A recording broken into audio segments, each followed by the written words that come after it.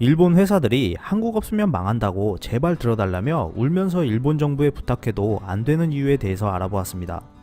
경제산업성이 7월 1일 한국 수출 규제 강화를 발표한 데 이어 아베 정권은 8월 2일 화이트 국가에서 한국을 제외하는 결정을 했습니다.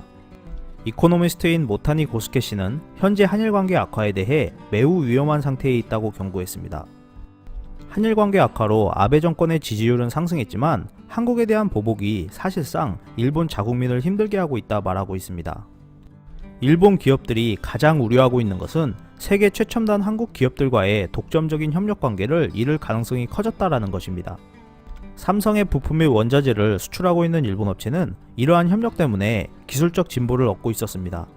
한국 기업들 덕분에 신규 제품 개발에 따른 미묘한 차이를 극복하는 기술도 개발했고, 이러한 것들 때문에 일본 업체는 다른 나라 기업들과 차별화를 실현할 수 있었을 뿐만 아니라 기술 축적도 할 수 있었습니다.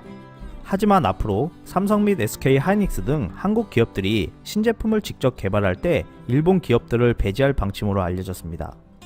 한국 기업들의 이러한 계획은 일본 기업의 미래를 암울하게 하고 있습니다. 지금까지는 한국 기업들이 어떠한 부분을 개선하거나 개발해야 하는지를 분석해서 기술 개발에 필요한 조건들을 일본에 제시했는데, 이제 일본 기업들은 기술 개발에 필요한 핵심 조건들을 찾을 수 없을 뿐만 아니라 세계 시장에서 경쟁할 수 있는 핵심 기술 확보에도 빨간불이 켜져 기술 진보는 얻을 수 없게 되었습니다. 한마디로 일본 기업의 세계 최고 수준의 원청 회사가 없어졌다고 할 수 있는데요.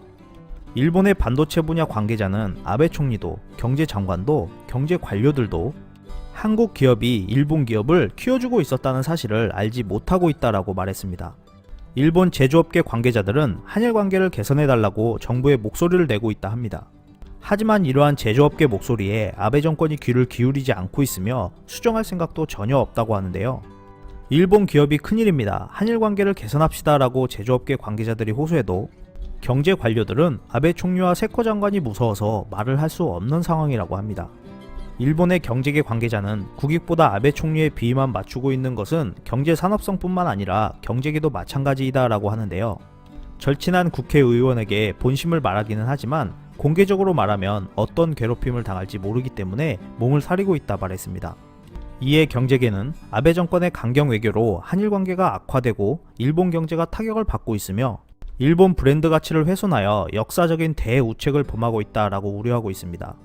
일본의 후회할 가능성이 점점 더 높아지고 있는 가운데 일본 외교의 타조 증후군 증상은 점점 더 악화되어 가고 있는 모습입니다. 이상 피커TV였습니다. 감사합니다.